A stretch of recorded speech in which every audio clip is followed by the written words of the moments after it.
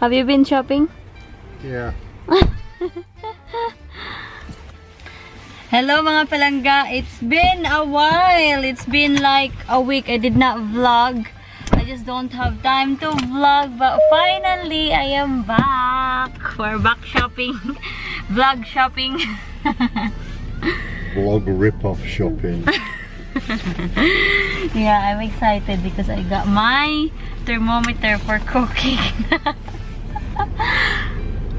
Hello mga palangga, we are home a while ago. I'm going to point through the window, so just wait. I don't expect you to. I'm going to show you where I think you should put it. Look at it. So we're going out to plant my rhubarb plant. And if you don't know what is rhubarb plant, I will insert a picture on the screen. And rhubarb plant, the stalk of it is like a crab stick, but I'm not saying it is like a crab stick because it's not. Because rhubarb plants is very sour, and I mean sour. When you cook it, it might depend. Is it depends? Is it really? But I don't know. Depends. Yeah, but mostly the rhubarb plants that I've tried, they're very sour. So we're going out. It's so windy, and look at our Christmas tree. It's still outside. Hang on, I will just gonna get a spade. And Jen says I will grow one day with my wheelies. They're quite big to me, but that's the smallest size I could get. Look at the sunset. Isn't it lovely? Very nice. I will put my rhubarb plant where I put my potato. I'll put probably right here. Here. Look at his face. Look at that. Look at that guy, oh. Instructing me. John says this is the right spot for my rhubarb. Look at his face. Just so annoying, this one. I'm gonna put you right here. Okay. This plant was given by my colleague. Basically, she's a farmer's wife and she works in where I work as well. She's a cook. And look at that. She gave this to me. You see? I forgot my gloves.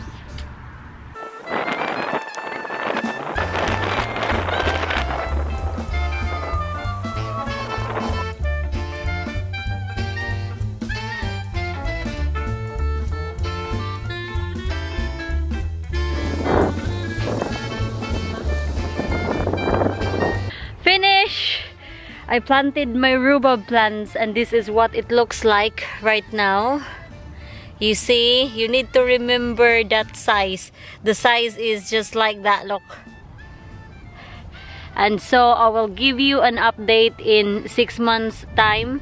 I don't know, this is my first time to plant a rhubarb, so I don't know how long they will grow in, or how far or how big they grow in 6 months time. But hopefully is mabubuhay yung rhubarb natin. Kasi parang baka masabi niya na, uy, pinabayaan ko yung rhubarb ko. But hopefully talaga yung rhubarb mabubuhay siya doon. Pagkatog na, uy.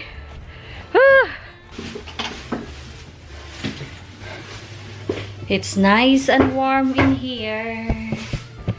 It's nice and warm. I need to wash my hands because they're absolutely filthy. Uh-oh, what I have done. You know where I've been, because look, there's a lot of mud in here because of my boots. I've been in my garden. So hugasan natin yan. Uh-oh. 2 days later. Good afternoon. Gosh, it's already afternoon. I haven't done any vlog or editing. I was just so tired from last night because I was in last night for 14 hours and as usual, after kong magtrabaho, umuwi ako ng bahay. And then, John, he said that we have an expected visitor. And I said, who? And I've noticed in the kitchen, there's a few cups. And he said, the police was being. I said, what? For what? So, John narrate the story, what happened. So, ikukwento ko din sa inyo kung ano talaga ang nangyari. Magpapakita ako sa inyo ng videos. Dali lang. Ilala ko lang yung door. Kasi, oh my God. Ako lang mag-isa dito. What really happened last night was, mga palangga, muntik na kaming manakawan kagabi. Oo, muntik na talaga. Kasi, ito yung nangyari. Hahanapin ko yung video and I will show you. Ito siya. So, nangyari to kagabi, mga 6:45 in the evening. Sana ba yung video? Yeah, here. Naoy, parang hindi man makita. Nakita nyo ba? I will probably try to insert the video in the screen. I don't know how to insert, but I will find way. So, yun. Ang nangyari kagabi, John noticed that there were 2 cars passing in our house. 2 cars passing very slowly. And para madali kong i-explain mga palangga, kasi dalawa yung car, tatawagin ko siya na car 1 and car 2. So, yung dalawang car were driving very slowly and the car 2 stopped in the driveway or the entrance of our workshop. And yung car 1 just nag-proceed siya. And then mga half a minute siguro yun, bumalik yung car 1 na sobrang slow niyang nag-drive. And then yung car 1 nag-stop doon sa driveway namin dito, yung entrance namin dito sa bahay. Din tapos, may lalaking lumabas na tumatakbo papunta sa porch namin. And then, yung lalaki, sabi ni John, because John was in the office at that time, he was with his friend. Yung lalaki daw kumakatok na sobrang lakas, hindi normal yung katok, sa parang ganito daw.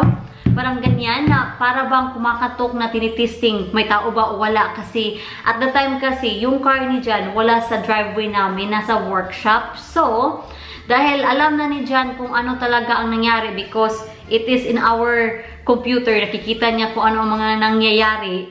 So, ginawa niya, kumuha siya ng torch, inopen niya yung bintana namin doon sa stairs, pinailawan niya yung lalaki. Sabi niya, hoy, anong ginagawa niyo? So, yung lalaki, humiririt ng takbo mga palangga at yung car na naghihintay sa lalaki, as in daw, humiririt talaga. At yung isang car na naghihintay sa driveway namin doon sa entrance ng workshop, humiririt din, sabi niya. So, ang ginawa ni John, in-inform niya sa police. So, that's why yung police pumunta dito. Kasi, at least daw kahit walang nangyari, dapat i-inform lang kasi we never know in the future baka babalik.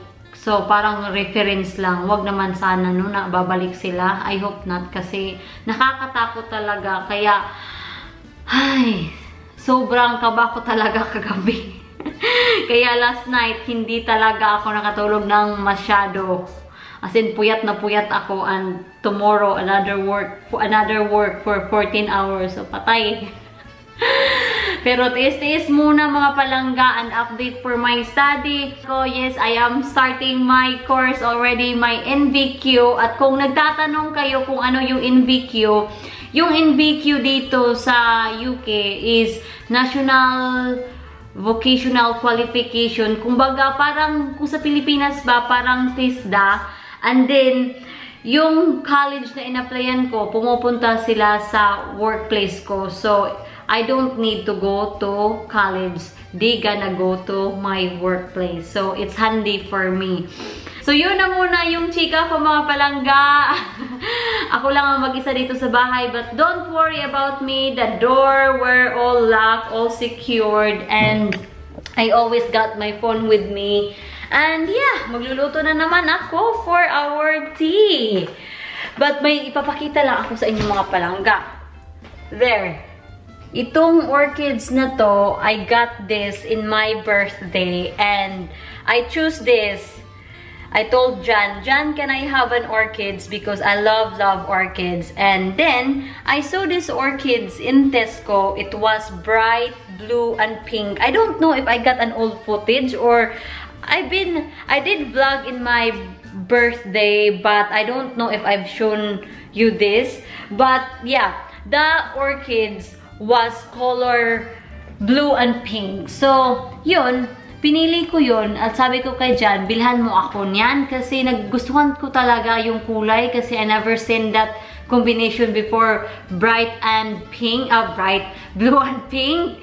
So, yun, parang yung nabayaran namin mga 18 pounds siguro yun, hindi ko na malala kung how much, pero namatay yung bulaklak and then may bagong bulaklak na naman. So, ito na yun siya, white. Parang naging nakakapanghinayang ba? Parang scam kasi you paid so much money and then after that will happen. It's not good. I feel like I've been scammed. I-re-report ko to. I mean, you know, masakit isipin na ito, uy, ito pala. Ito yung binili ko. Parang binilagyan nila ng ano ba, ng food color or in-injection na nila ng kung mga anong chemical para yung kulay, maganon yung kulay. So, ayan.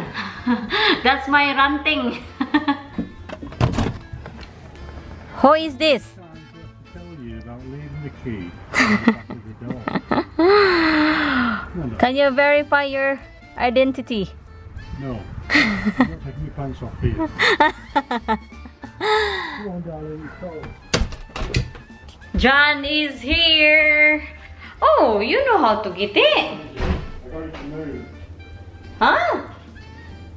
I wiggled it and it went and did it, you know. Really?